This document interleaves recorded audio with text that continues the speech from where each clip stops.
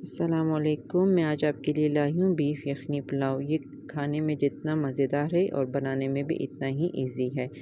हमने सबसे पहले गोश्त लिया है, बीफ का गोश्त लेंगे। 1.25 किलो मैंने बीफ का गोश्त लिया है और 4 अदद हरी मिर्चें हैं और साथ ही में हम लहसुन अदरक का पेस्ट मैंने लिया है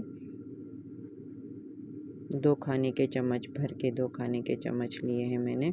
और ये मैं ताज़ा ही कूट लेती हूँ क्योंकि मैं फ्रिज में रखती नहीं हूँ।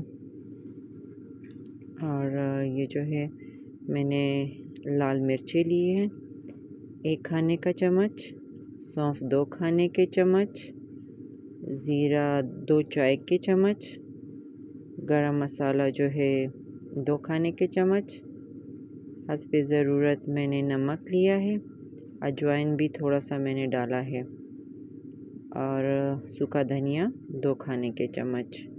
ये बहुत ही इजी रेसिपी है, बस सिर्फ मिक्स करना है सब कुछ और बनाना है। ये अजवाइन आप देख रहे हैं ना, ये अजवाइन है, ठीक है जी। क्योंकि मेरी कोशिश रहती है कि मैं आपको इजी से इजी रेसिपियाँ बताऊं, ज़्यादा झंझट ना हो। मैंने प्रेशर कुकर में गोश्त डाल दिया है और साथ ही में 4 अदद मिर्ची भी मैंने डाल दी है।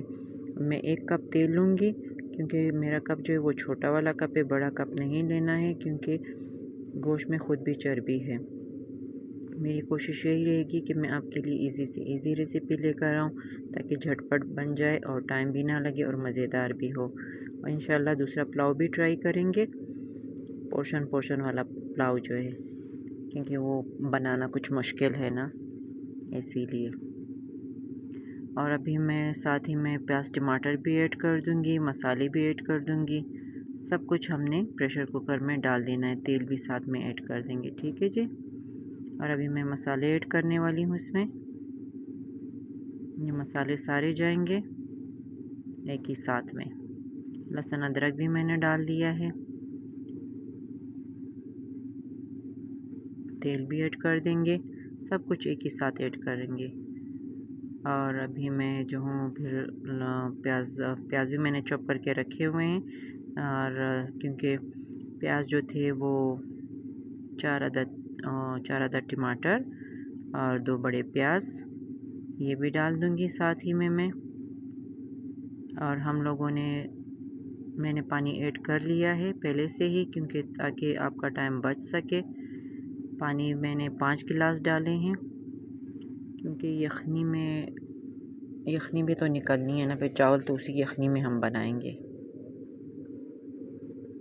ये देखिए मैंने पानी पहले से ऐड करके रखा हुआ था। आपने 25 मिनट देने हैं ताकि 25 मिनट में गोश्त गल जाए। और अपने इलाके के हिसाब से दीजिएगा क्योंकि कुछ इलाकों में गोश्त जल्दी बनता है और कुछ में कम पकता है। ये यखनी हमारी तैयार हो चुकी है। मैंने बड़ी सी देगची में इसे डाल दिया था क्योंकि अभी हम इसमें चावल भी ऐड करेंगे और साथ ही गोश्त भी ऐड करेंगे। फिर मैं चूल्हे पे रख दूंगी इसको पकाने के लिए, अगला प्रोसीजर।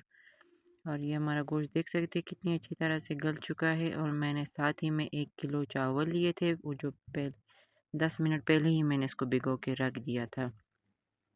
अभी मैं देगची को चूल्हे के ऊपर रखती हूँ और आंच तेज़ रखती हूँ क्योंकि मैंने इसमें चावल भी ऐड कर देने हैं और साथ ही में मैंने गोश्त भी ऐड कर लेना है। और ज़्यादा लंबी हमारे चावलों का पानी खुश्क हो चुका है और चावल भी बिल्कुल नरम हो चुके हैं। सॉरी मैं दरम्यान में रिकॉर्डिंग नहीं कर सकी क्योंकि मैं चली गई थी, चावल तेज़ आंच पे थे, इसीलिए जैसे मैं आई पानी खुश्क हो चुका था। अभी हम चावलों को दम पे रखते हैं 10 मिनट के लिए क्योंकि चावल अच्छी तरह से पक चुके हैं। ये हमारे चावल जो है दम पे हो चुके हैं। अभी हम इसको सर्व करते हैं और आप भी ज़रूर ट्राई कीजिएगा और दुआओं में याद रखिएगा। ओके मैं चलती हूँ, अल्लाह हाफिज़। मेरे चैनल को लाइक कीजिए, सब्सक्राइब कीजिए और शेयर कीजिए और कमेंट्स में ज़रूर बताइएगा कि आपको ये चावल कैसे लगे।